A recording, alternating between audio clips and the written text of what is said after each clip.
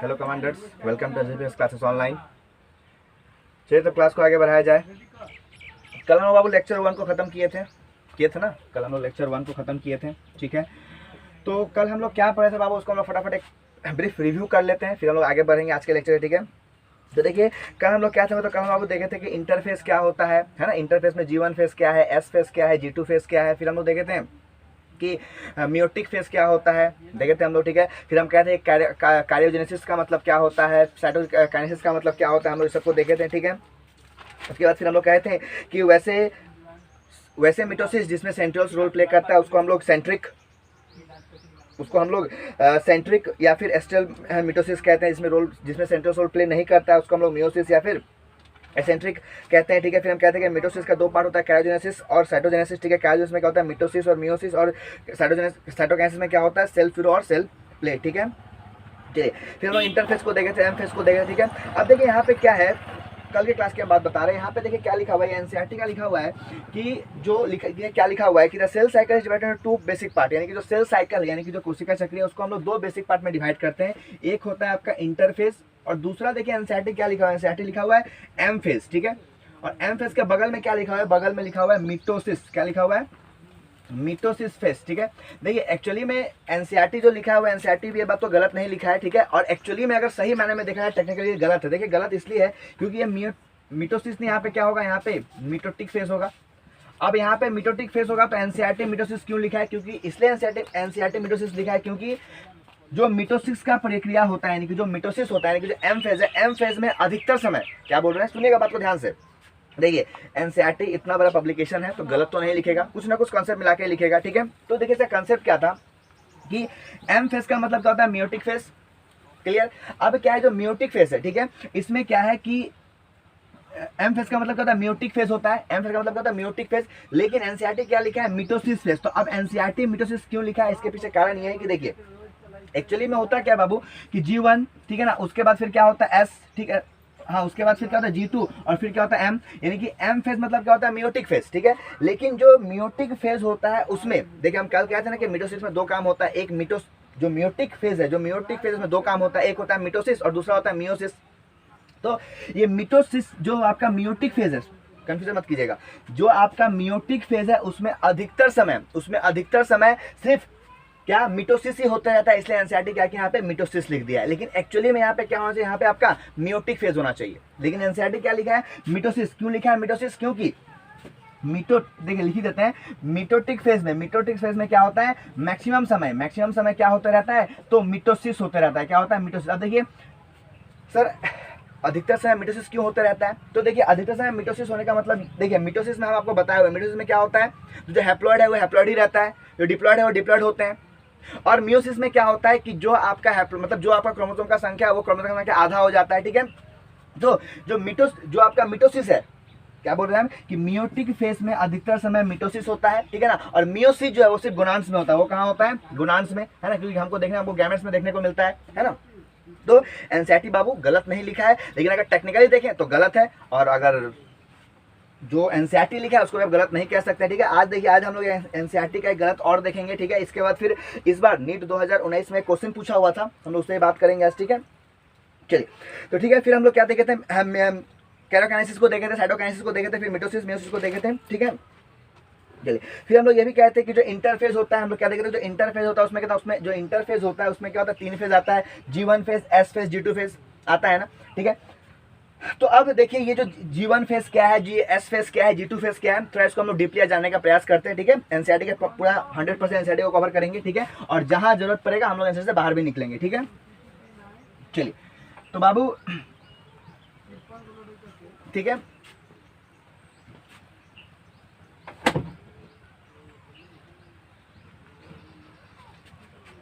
देखिए तो आज हम शुरू करते हैं बाबू लेक्चर 2, ठीक है। देखिए क्या लिखा हुआ है, एनसीईआरटी क्या लिखा हुआ है, देखिए G1 phase correspond to the interval between mitosis and integration of DNA replication. कह रहा है कि G1 फेज, देखिए एक्चुअली में जो G1 फेज है वो कहाँ से कहाँ तक होता है वो बताया एनसीईआरटी कि देखिए कहाँ से कहाँ तक होता है। देखिए क्या कह रहा है कि जो आपका इंटरवल है, इंटरवल मतलब क्या है, जो बीच का समय है, बीच का समय किसका इंटरवल बिटवीन मिटोसिस। देखिए मिटोसिस मतलब क्या, सेल डिवाइड हुआ वो मिटोसिस हुआ, है ना। मिटोसिस और जो एस फेज यानी कि जहां पे क्या होता है डीएनए अपने आप को डुप्लीकेट करता है, यानी कि जो मिटोसिस, ठीक है, क्या बोले कि जो मिटोसिस और जो एस फेज के बीच का जो इंटरवल है वहां पे क्या होता है G1 फेज होता है। देखिए समझ रहे हैं ना मिटोसिस क्या है। मिटोसिस, अरे बाबू जहां पे देखिए मिटोसिस, देखिए हमको पता है कि पहले सेल्फ डिवाइड करता है, फिर क्या होता है, फिर सेल पहले डिवाइड करता है, फिर ग्रोथ करता है, फिर क्या होता है। यहाँ जो सीक्वेंस है उसको नहीं बता रहे हैं हम, पूरा सेल चक्रीय सेल साइकिल को बता रहे हैं, ठीक है। पहले डिवाइड, फिर ग्रोथ, फिर डिवाइड। तो जो डिवाइड करता है वो क्या एक्चुअली में क्या, वो तो मिटोसिस प्रोसेस है, वही तो मिटोसिस है। उसके बाद फिर क्या होगा, मिटोसिस के बाद क्या होगा, सेल ग्रोथ करेगा, ग्रोथ करने के बाद क्या होगा, सेल फिर डिवाइड करेगा। तो ग्रोथ करने में कितना, ग्रोथ करने में 3 फेज आता है, S1 फेज, एस फेज और सॉरी जो आपका ग्रोथ में क्या, जो इंटरफेज में 3 फेज आता है, G1 फेज, एस फेज और G2 फेज। तो यहाँ पे जो G1 फेज है, जो G1 फेज है ये किसके बीच में आ रहा है, ये किसके बीच में आ रहा है। देखिए तो हम लोग देखिए कल हम लोग देखे थे, याद है, ठीक है। एक हो गया आपका G1 फेज, एक हो गया आपका एस फेज और एक हो गया आपका G2 फेज, है ना। तो यहाँ पे देखिए, और देखिए इससे पहले क्या, इससे पहले सेल का मिटोसिस हुआ होगा, है ना, इससे पहले सेल का मिटोसिस हुआ होगा और उसके बाद G1 फेज आया होगा, फिर एस फेज गया होगा। मतलब जो G1 है वो किन दोनों के बीच में है, तो मिटोसिस और एस के बीच में है।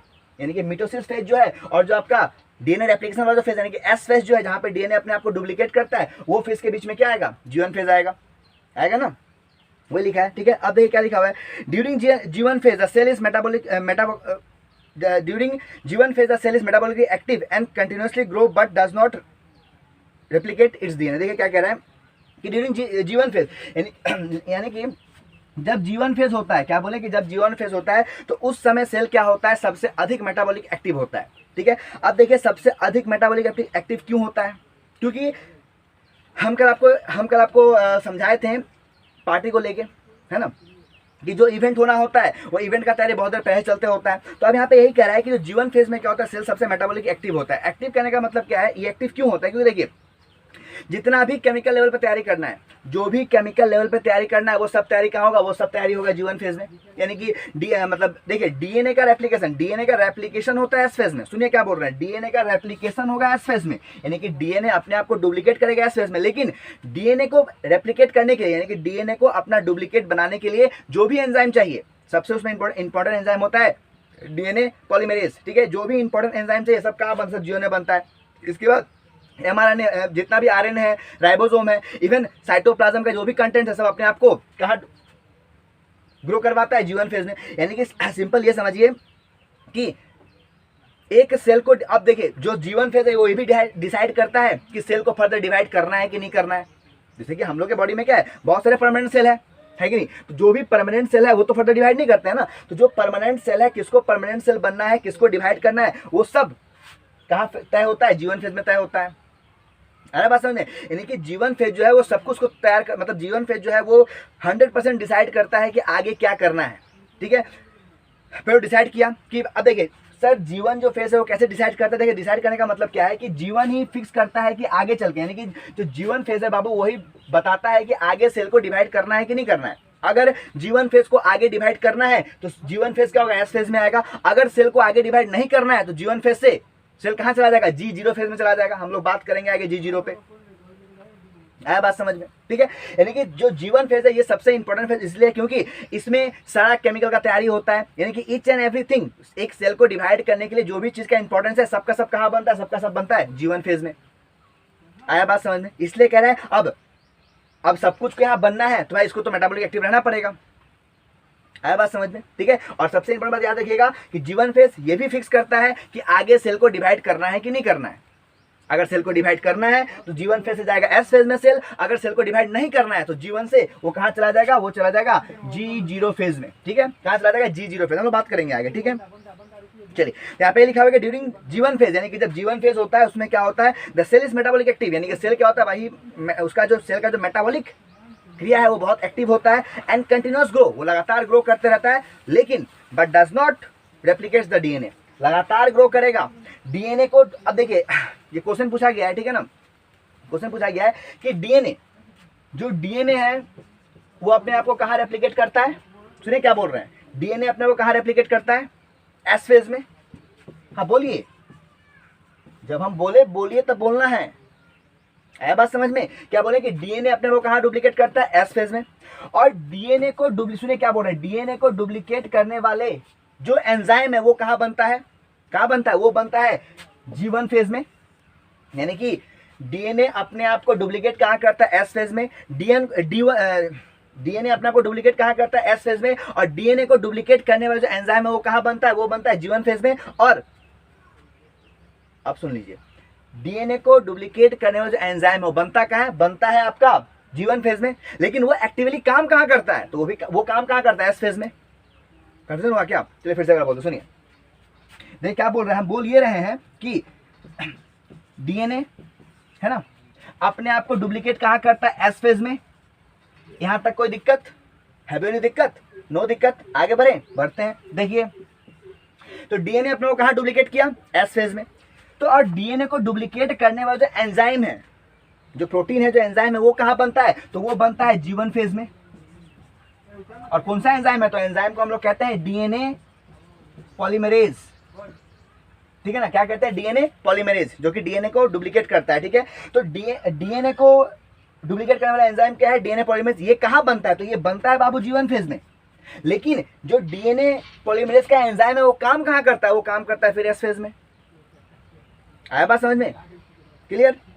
ठीक है, चलिए अब देखिए आगे थोड़ा। ये तो एनसीईआरटी 2 लाइन लिखा था G1 फेज के बारे में, थोड़ा हम लोग और इसको देख लेते हैं G1 फेज को। ठीक है, चलिए इंटेंसिव सेलुलर सिंथेसिस, यानी कि तीव्र गति से, यहाँ जो पहला लाइन लिखा हुआ है इंटेंसिव सेलुलर सिंथेसिस, मतलब तीव्र गति से क्या होता है? सेल का निर्माण होता रहता है, सेल के अंदर सब कुछ लगातार वे में बनते रहता है। ठीक है, इसके बाद प्रोडक्शन ऑफ लाइसोसोम, यानी कि लाइसोसोम बनता है। गोल्जी बॉडी बनता है। ठीक है ना? वैक्यूल्स बनता है। ईआर एंडोप्लाज्मिक रेटिकुलम बनता है। ठीक है, एंड अदर सेल ऑर्गेनेल्स, इसके अलावा जो भी माइक्रोस बॉडी हो गया सब बनता है। ठीक है, एक्सेप्ट माइटोकॉन्ड्रिया एंड क्लोरोप्लास्ट, यानी कि माइट्रो, याद रखिएगा कि G1 फेज में उसमें प्रोटीन, एमआरएनए, टीआरएनए, आरएनए सब कुछ बनता है। ठीक है, सारे वैक्यूल्स बनते हैं। ईआर बनता है। किस फेज में? G1 फेज की बात कर रहे हैं। किस फेज की बात कर रहे हैं? G1 फेज का। ठीक है ना? कंफ्यूजन में नहीं रहिएगा। ये मत सोचने का सर कहाँ से कहाँ चले गए आप बाबू, कहीं नहीं गए हैं। ठीक है ना? आपके टॉपिक पे ही है। आया बात समझ में? ठीक है,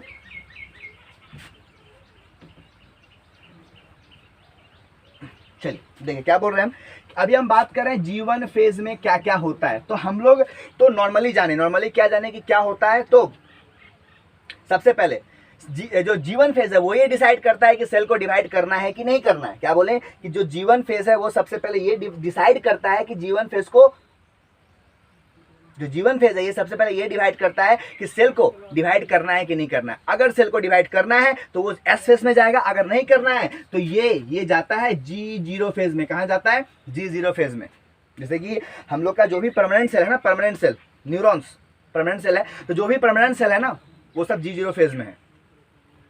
आया बात समझ में? ठीक है, चलिए तो ये तो हो गया पहला काम। दूसरा काम इसका क्या है कि जितना भी प्रोटीन है, यानी कि एक सेल को डिवाइड करने के लिए जो जो कंपोनेंट चाहिए वो सबका सब कहाँ बनता है? सबका सब बनता है G1 फेज में। सुनिएगा बात को ध्यान से।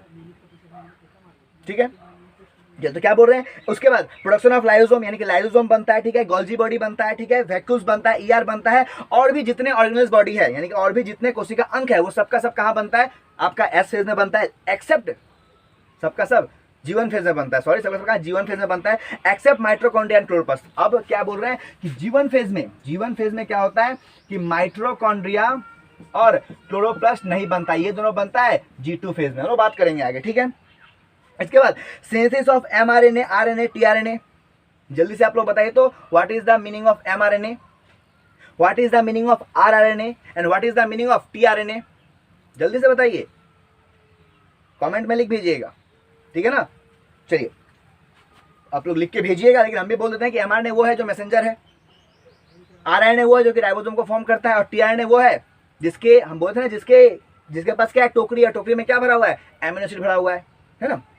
तो ये सब भी कहाँ बनता है? ये सब बनता है G1 फेज में। ठीक है, अब देखिए एक सेल को जब एक सेल जब डिवाइड करता है, ठीक है, एक सेल जब डिवाइड करता है, जब दूसरा सेल बनता है तो क्या होगा कि एक सेल में जो कंपोनेंट है, क्या बोल रहे हैं कि एक सेल में जो कंपोनेंट है वो सारे कंपोनेंट तो होने पड़ेंगे ना अगले सेल में, जो सेल बना है, तो ये सब कुछ को तैयारी करना पड़ेगा ना। ठीक है, उसके बाद structure and functional protein synthesis, अब स्ट्रक्चर यानी कि वैसे प्रोटीन जो कि स्ट्रक्चर में काम कर रहे हैं वैसे प्रोटीन भी बनते हैं, और जो फंक्शनली मतलब क्या, देखिए वैसा प्रोटीन जो कि फंक्शनली वर्क करता है उस वैसे प्रोटीन को हम एंजाइम कहते हैं। तो एंजाइम भी सब कहाँ बनता है, जीवन फेज में बनता है, ठीक है, high metabolic activity of cell, ठीक है ना। और जीवन फेज में क्या होता है, सेल का सबसे जो सेल का एक मेटाबॉलिक एक्टिव जो है वो सबसे हाई होता है। Most of the cell growth take place, ठीक है। अब सेल जो ग्रोथ है उसका अधिक, जो एक सेल जो ग्रोथ करता है उसका मैक्सिमम पार्ट्स कहाँ होता है, मैक्सिमम पार्ट जीवन फेज में होता है, ठीक है। इसका देखिए नीचे लिखा हुआ है the decision of cell division take place in this phase, यानी कि अब सेल को आगे डिवाइड करना है कि नहीं करना है वो भी कौन तय करता है, जीवन फेज तय करता है। आया बात समझ में? क्यों देखिए सर जीवन फेज क्यों डिसाइड करता है, क्यों देखिए साइंटिफिक बात है कि साइंटिस्ट बोलता है कि एक बार अगर सेल के अंदर डीएनए का रेप्लिकेट हो गया है, क्या बोल रहे हैं सुनिएगा, कि एक बार अगर सेल के अंदर डीएनए रेप्लिकेट कर गया है, तो अगर डीएनए रेप्लिकेट कर गया है तो सेल को डिवाइड होना ही पड़ेगा। मतलब डीएनए का रेप्लिकेशन के बाद सेल डिवाइड ना हो ऐसा पॉसिबल नहीं है। अगर डीएनए रेप्लिकेट हो गया है तो सेल को डिवाइड करना ही पड़ेगा। इसलिए अब जीवन के बाद तो एस फेज जाएगा ही, तो इससे पहले ही चेक कर लिया, मतलब जो जीवन के बाद तो एस फेज जाएगा ही, इसलिए क्या होगा, पहले ही चेक कर लिया जाता है कि क्योंकि एस फेज में जाएगा तो क्या होगा, डीएनए बन जाएगा, और डीएनए बन जाएगा जब डीएनए डुप्लीकेट कर जाएगा तो फिर सेल को डिवाइड करना पड़ेगा। इसलिए जीवन फेज ही तय कर लेता है कि भाई सेल को डिवाइड करना है कि नहीं करना है, ठीक है। अब देखिए the last G one phase restriction point occur R point. अब देखिए जीवन फेज के क्या बोल रहे हैं हम, कि जीवन फेज जो है जीवन फेज के लास्ट, मतलब जीवन फेज के लास्ट में, सुनिए क्या बोल रहे हैं, जीवन फेज के लास्ट में क्या होता है, एक पॉइंट होता है, एक रेस्ट्रिक्शन पॉइंट होता है, उसको हम लोग कहते हैं आर पॉइंट। क्या कहते हैं, आर पॉइंट, ठीक है। अब देखिए आर पॉइंट क्या है ये, ठीक है। If cell cross this R point it means divide. अगर क्या होगा कि देखिए क्या बोल रहे हैं कि जीवन फेज के अंतिम में क्या होता है, एक पॉइंट आता है, उस पॉइंट को हम लोग कहते हैं आर पॉइंट। अगर जीवन फेज में सेल अगर उस आर पॉइंट को पार करता है, ठीक है, तो समझिए सेल डिवाइड करेगा। अगर जीवन फेज में सेल उस आर पॉइंट को पार नहीं करता है मतलब सेल डिवाइड नहीं करेगा। आया बात समझ में, ठीक है। अब देखिए if cell fail to cross this R point it cannot divide। अगर क्या होगा कि सेल क्या होगा कि ये जो R point है इसको पार नहीं कर पाएगा तो डिवाइड नहीं होगा। सर अब बार बार मन में होगा सर R point क्या है, R point देखिए R point क्या है, ठीक है। जैसे कि देखिए हम आपसे बात किए हुए हैं, कल बताए थे कि जो सेल के अंदर जो मॉलिक्यूल बेसिक है, याद है आपको, CDK और साइक्लिन, इंजन और गियरबॉक्स, कल बताए थे हम, हम बताए थे, ठीक है ना, कि सीडी क्या होता है, साइक्लिंग क्या होता है। तो हम ये बोल रहे हैं कि देखिए सीडीके और साइक्लिंग, ठीक है, क्या बोल रहे हैं हम, सीडीके और साइक्लिंग, सीडीके का याद है ना, साइक्लिंग डिपेंडेंट काइनेज, ठीक है। तो क्या बोले हम कि सीडीके और काइनेज, सॉरी सीडीके यानी कि साइक्लिन डिपेंडेंट काइनेज और साइक्लिन, ठीक है। ये दोनों क्या होता है, देखिए ये दोनों क्या है, मॉलिक्यूलर बेसिक है। मतलब इसी के हम कर बोलते ना कि यही क्या होता है, यही फिक्स करता है कि भैया सेल को कैसे डिवाइड करना है, क्या करना है, सो ठीक है। तो क्या बोले कि अगर जीवन फेज में जो सीडीके और साइक्लिंग का जो लेवल है, मतलब सिंपल समझिए कि देखिए समझ हम क्या बोल रहे हैं, सपोज एक सेल है, ठीक है, सेल है और इसमें ये जीवन फेज है, क्या है, जीवन फेज है, ठीक है। अब क्या है, सपोज समझाने के लिए बोल रहे हैं, ऐसा कुछ होता नहीं, समझाने के लिए बोल रहे हैं। सपोज कि देखिए यहाँ पे आर पॉइंट है, क्या है, आर पॉइंट। अब क्या है कि देखिए जब एक सेल डिवाइडेशन, मतलब जब सेल में जीवन फेज चल रहा है तो उस समय सीडीके और साइक्लिन तो काम करेगा ना। तो जब सीडीके और साइक्लिन काम कर रहा है, ठीक है, उसको काम करते करते करते मतलब जो सीडीके और साइक्लिन का जो लेवल है वो क्या होगा, इसके ऊपर चला जाएगा। मतलब ये आर पॉइंट था और सीडीके और साइक्लिन का लेवल क्या होगा, ये आर पॉइंट के ऊपर चला जाएगा। तब समझिएगा कि अब सेल डिवाइड करेगा। अगर ये आर पॉइंट के नीचे ही रह जाएगा तो सेल डिवाइड नहीं करेगा। Have you got my point? क्या बोल रहे हैं हम, समझ में आ रहा है, ठीक है। चलिए अब देखिए R point is an critical level of specific protein molecules. यहाँ पे साफ साफ लिखा हुआ है कि आर पॉइंट क्या है, तो वो क्रिटिकल लेवल मतलब क्या, वो सबसे उच्च स्तर का लेवल जहाँ पे क्या होता है, स्पेशल प्रोटीन मॉलिक्यूल्स पहुँच जाता है। अगर और स्पेशल प्रोटीन मॉलिक्यूल्स क्या है, सीडीके और साइक्लिन। तो अगर सीडीके और साइक्लिन ये आर पॉइंट तक पहुँच जाता है, मतलब ये कि क्या हो रहा है, सेल डिवाइड करेगा, अगर नहीं पहुंचा तो सेल डिवाइड नहीं करेगा। आया समझ में? ठीक है। इसके बाद क्या है कि this protein molecules are not, और देखिए इस प्रोटीन को हम लोग क्या कहते हैं, इस प्रोटीन को हम लोग कहते हैं टिगर प्रोटीन या फिर यू प्रोटीन। देखिए अब तो सर इस प्रोटीन का नाम तो हमको पता है, देखिए लोग समझ रहे हैं हम क्या बोल रहे हैं, क्या फिर से बता दें? देखिए हम क्या बोल रहे हैं, कुछ बहुत भयंकर बात नहीं बोल दी हम, ठीक है ना, बड़ा सिंपल बात ही बोल रहे हैं। देखिए क्या बोल रहे हैं हम कल आप लोगों को बताए थे कि जो सेल G1 फेज से S फेज में आता है, S फेज से G2 फेज में आता है, G2 फेज से M फेज में जाता है, तब सेल डिवाइड करता है। तो उसको डिवाइड करने के लिए एक मॉलिक्यूल्स काम करता है। उस मॉलिक्यूल्स का नाम क्या है? उस मॉलिक्यूल्स को हम लोग क्या कहते हैं? उस मॉलिक्यूल्स को हम लोग कहते हैं CDK और साइक्लिन कहते हैं ना। उसको हम लोग क्या कहते हैं? CDK और साइक्लिन। अब देखिए सपोज अब क्या है कि सेल एक मिटोसिस हुआ, छोटा सेल बना, वो सेल अब ग्रोथ कर रहा है, ग्रोथ करके अब ग्रोथ करेगा, मतलब ग्रोथ करना शुरू करेगा, मतलब इंटरफेज में आएगा, और इंटरफेज में आएगा मतलब सबसे पहले क्या होगा? G1 फेज में आएगा, है ना। तो अब जब वो सेल जो है G1 फेज में आया तो क्या होगा? सबसे पहले उसको किससे भेंट होगा? सबसे पहले G1 फेज में आया, G1 फेज में आने से क्या हुआ? G1 फेज में क्या था? CDK और साइक्लिन था, क्योंकि CDK और साइक्लिन है वही तो वहां का काम सबको कंप्लीट करवाएगा और फिर उसको S फेज में भेजेगा, है कि नहीं। तो अगर CDK और साइक्लिन एक प्रोटीन है, उस प्रोटीन का लेवल अगर एक R पॉइंट है वहां तक पहुंच जाता है तो समझिए कि सेल डिवाइड करेगा, अगर नहीं पहुंचा तो सेल डिवाइड नहीं करेगा, ठीक है। और इस प्रोटीन को हम लोग देखिए, अब तो हम इसका नाम खोज चुके हैं CDK और साइक्लिन, लेकिन पहले इसको हम लोग ट्रिगर प्रोटीन या फिर यू प्रोटीन भी कहते थे। ट्रिगर प्रोटीन मतलब जो कि सेल डिवीजन को ट्रिगर करता था, ठीक है। देखिए this protein helps to cell to cross that R point, now this protein identifies, ठीक है। और यही प्रोटीन क्या है कि जैसे कि देखिए पॉइंट मतलब समझ रहे हैं आप लोग। अरे देखिए अगर कोई टीम को फाइनल खेलना होता है, अगर कोई टीम को मन है कि हम फाइनल मैच खेलते तो क्या करना होगा? पहले उसको लीग खेलना होगा, फिर क्वार्टर फाइनल खेलना होगा, फिर सेमीफाइनल खेलना होगा, फिर फाइनल में जाएगा। मतलब कोई अगर सेमीफाइनल में जीतेगा तब तो फाइनल में जाएगा। सुनिए हम क्या बोल रहे हैं, समझिएगा पॉइंट को। कोई टीम अगर सेमीफाइनल में जीतता है तब तो जाएगा फाइनल में, वो जाएगा ना। वैसे ही क्या होगा, जब CDK और साइक्लिन अगर R पॉइंट तक पहुंच जाएगा तभी वो सेल डिवीजन में जाएगा, अगर R पॉइंट तक नहीं पहुंचेगा तो सेल डिवीजन में नहीं जाएगा। That's the final point. Have you all got it? समझ में आ गया सबको? चलिए आगे बढ़ते हैं, ठीक है। और इस प्रोटीन को हम लोग पहले ट्रिगर प्रोटीन या फिर यू प्रोटीन कहते थे, आज हम लोग इसको कहते हैं, आज हम उसका नाम खोज चुके हैं, तो इसका नाम क्या है? CDK और साइक्लिन, ठीक है। चलिए इसको हम लोग सेल साइकिल का इंजन भी कहते हैं, क्योंकि यही तो इंजन है जहां पे जो चला रहा है सबको, है ना। अब देखिए if cell can not cross the R point it said to be in G0 phase. अब देखिए अब क्या होगा, यही तो बात हम बोलते हैं अभी कि अगर एक सेल है ना, ये क्या हो रहा है कि G1 फेज में है अभी, और G1 फेज में एंटर किया, और क्या हुआ, मान सपोज कीजिए कि G1 फेज में अभी सेल है, ठीक है, और ये यहाँ पे इसका R पॉइंट है।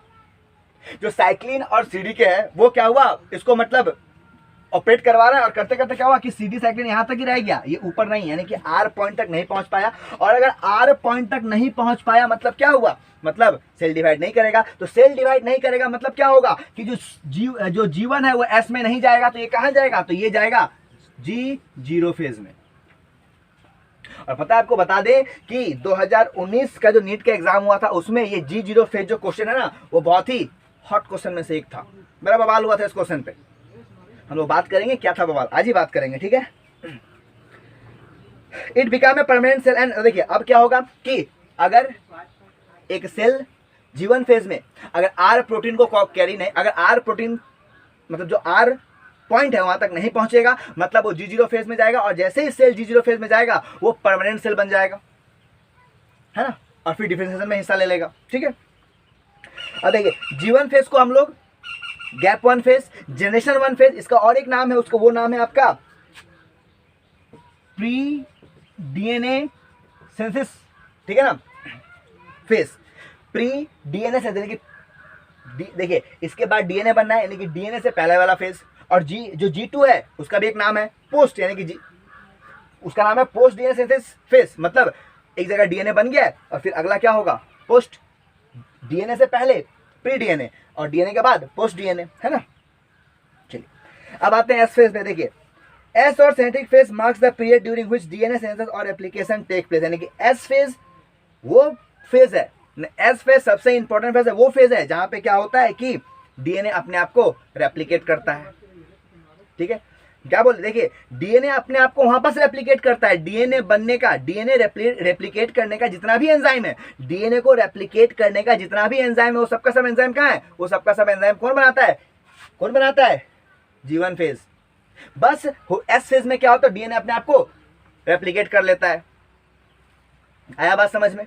ठीक है, अब देखिए during the this time the amount of DNA पर साइकिल डबल। अब क्या होगा इस समय क्या होता है, एस फेज में क्या होता है, देखिए इससे भी एक बड़ा अच्छा कॉन्सेप्ट भी क्लियर होगा। सुनिए क्या बोल रहे हैं हम। ठीक है,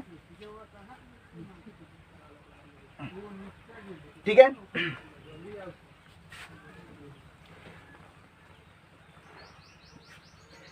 देखिए क्या बोल रहे हैं, सुनिएगा क्या बोले हम। देखिए यहां तो पता है हमको एस फेज में क्या होता है, क्या होता है एस फेज में, डीएनए का रेप्लिकेशन होता है।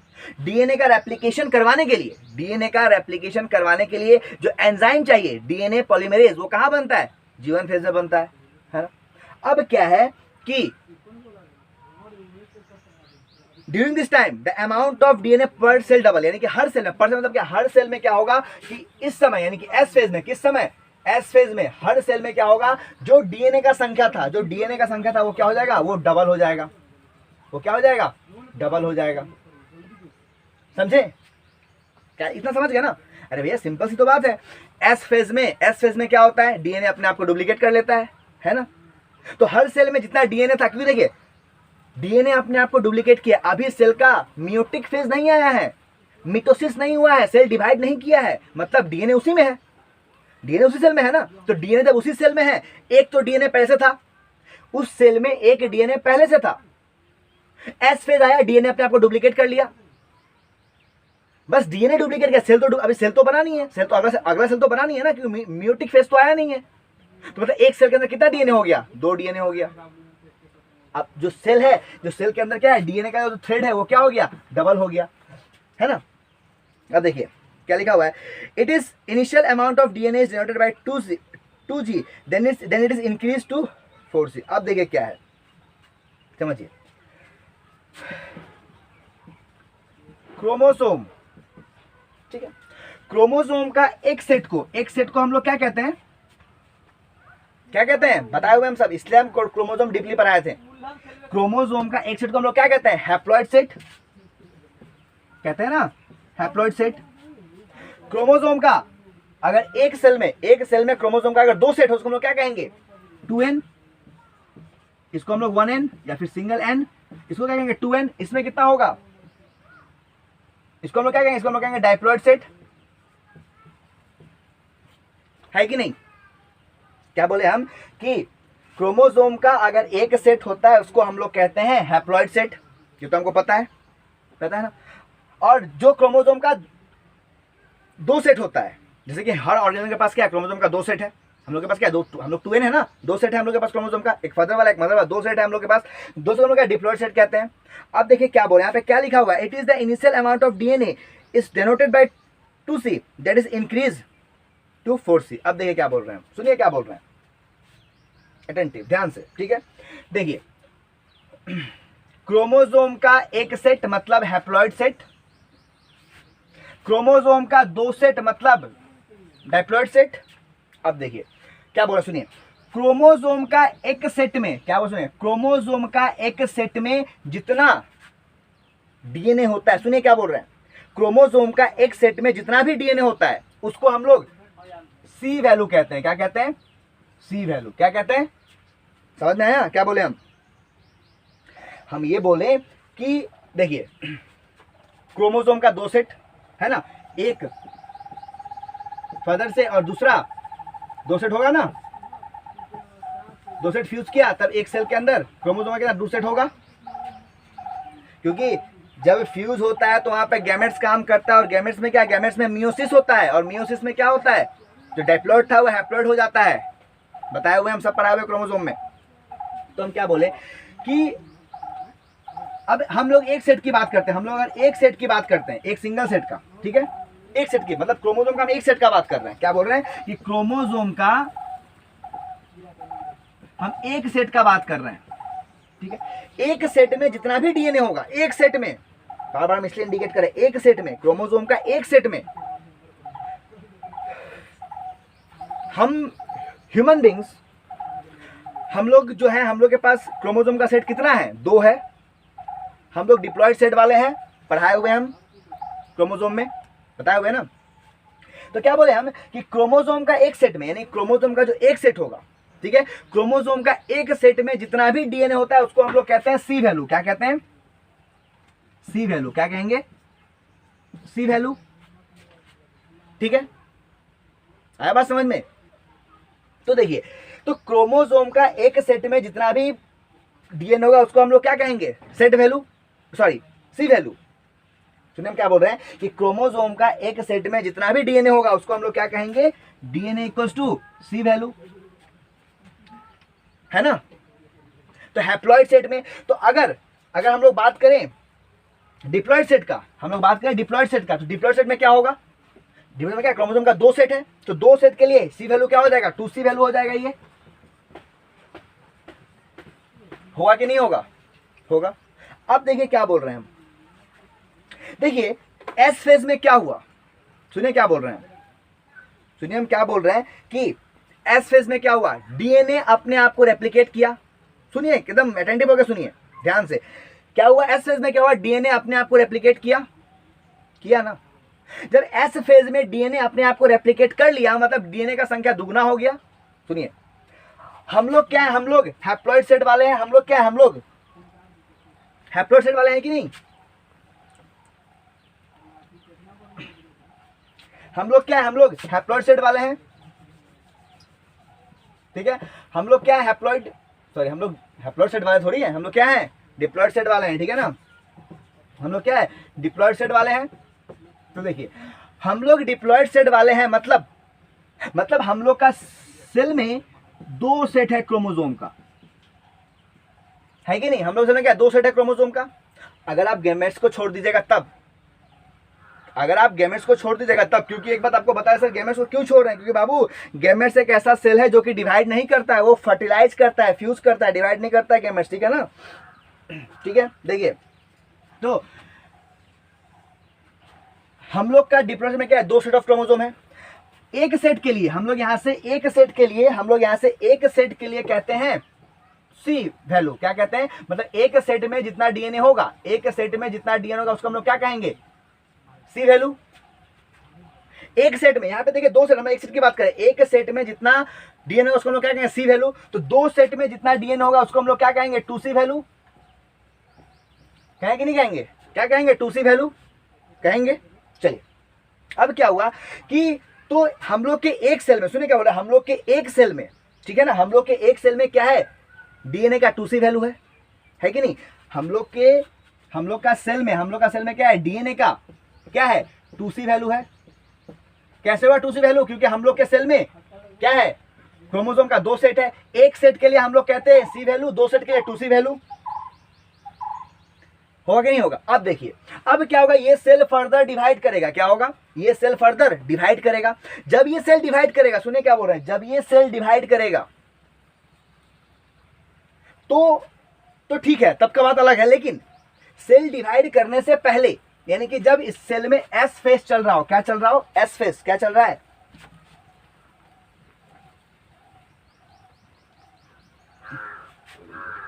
क्या बोले हम कि जब सेल में चल रहा हो एस फेज, क्या बोले हम? जब सेल में चल रहा हो एस फेज। क्या है? एस फेज, ठीक है। अब सुनिए, समझ जाएगा अभी तुरंत, कोई टेंशन कंफ्यूजन वाली बात नहीं है। सेल में है एस फेज, ठीक है। मतलब एस फेज में क्या होता है बाबू? तो डीएनए अपने आप को रेप्लिकेट कर लेता है, अगर इसको थोड़ा शुद्ध भाषा में बोले तो डुप्लीकेट कर लेता है, यही ना होता है। तो डीएनए एस फेज में अपने आप को डुप्लीकेट कर लिया, मतलब डीएनए का संख्या तो दुगना हो गया, इंटू 2 हो गया ना, क्योंकि डुप्लीकेट कर लिया वो। तो डीएनए का संख्या क्या हो गया? दुगना हो गया। हुआ कि नहीं हुआ? मतलब कि आप जो एक सेल में जो आप 2C लिखे थे, आप बोले थे कि भाई एक डिप्लॉयड सेट में जो डीएनए होता है वो 2C वैल्यू का होता है, मतलब एक सेट के लिए सी वैल्यू तो दो सेट के लिए टू सी वैल्यू, तो एक डिप्लॉयड सेट में टू सी वैल्यू होता है ना, एक डिप्लॉयड सेट में टू सी वैल्यू होता है। लेकिन जब सेल डिवाइड, जब एस फेज हो गया तो डीएनए अपने आप को डुप्लीकेट कर लिया, मतलब ये दुगना हो जाएगा, फोर सी वैल्यू हो जाएगा, होगा कि नहीं होगा। लेकिन क्या ये डीएनए डुप्लीकेट किया, लेकिन क्या क्रोमोसोम भी डुप्लीकेट किया क्या? नहीं, क्यों? देखिए, जब सुनिए, समझिए बात को, एकदम एकदम क्या बोलते हैं हम, क्रिस्टल क्लियर कंसेप्ट होना चाहिए, है ना। और ये तो घर में भी हद है ना,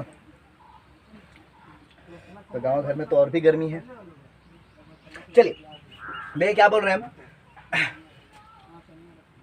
देखिए सुनिए क्या बोल रहे हैं, एक सेल है ना, एक सेल में क्या है, टू सेट ऑफ क्रोमोसोम, है ना, एक सेल में क्या, टू सेट ऑफ क्रोमोसोम, और एक सेल में है टू सेट ऑफ क्रोमोसोम, है ना।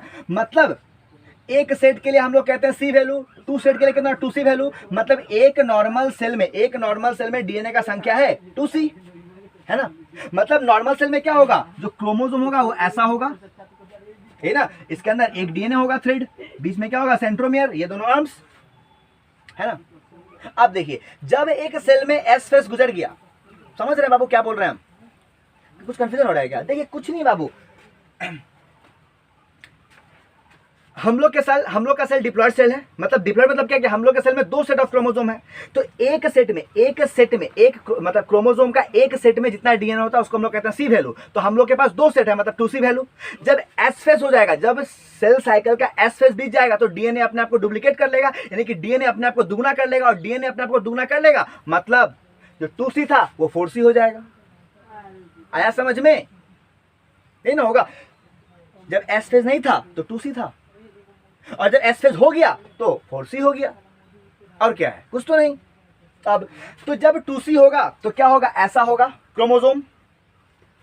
जब ये फोर सी हो जाएगा, जब ये क्या होगा, फोर सी हो जाएगा, ठीक है ना, तो क्या होगा, ऐसा बन जाएगा। अब बोलेगा सर यहां तो क्रोमोसोम एक है और यहां तो क्रोमोसोम दो है, तो बाबू ये क्रोमोसोम दो है क्या, इसको क्या कहें, क्रोमोसोम दो है। अरे भैया सिंपल, ये एक नॉर्मल क्रोमोसोम है, ये एक मेटाफेजिक क्रोमोसोम है, लेकिन क्रोमोसोम का संख्या तो एक ही है। इसमें क्या कहिएगा आप, इसको कोई पूछे कि ये क्रोमोसोम का संख्या कितना, तो क्या बोलेगा इसको, ये दो क्रोमोसोम है। अरे क्रोमोसोम का गिनती के लिए ना आप सेंट्रोमियर को देख लीजिए, जितना सेंट्रोमियर होगा उतना क्रोमोसोम। यहाँ एक सेंट्रोमियर है, एक क्रोमोसोम, यहाँ भी एक ही सेंट्रोमियर है, तो मतलब एक क्रोमोसोम, लेकिन इसमें डीएनए का संख्या एक है और इसमें दो थ्रेड है, तो इसमें क्या होगा, डीएनए का संख्या दो हो जाएगा, है ना। क्रोमोनिमेटा याद है ना, ठीक है।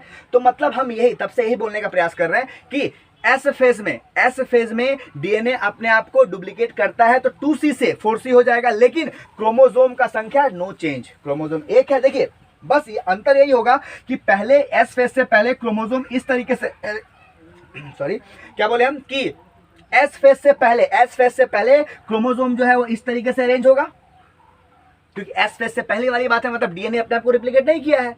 और एस फेज के बाद यानी कि जब डीएनए अपने आप को डुप्लीकेट कर लेगा तो क्या होगा, तो ये इस तरीके से सेंट्रोमेयर बीच में एक होगा, ये अपने आप को इस तरीके से अरेंज कर लेगा। बस अंतर क्या होगा, अंतर ये होगा कि यहाँ पे एक डीएनए है, यहाँ पे दो डीएनए आ जाएगा।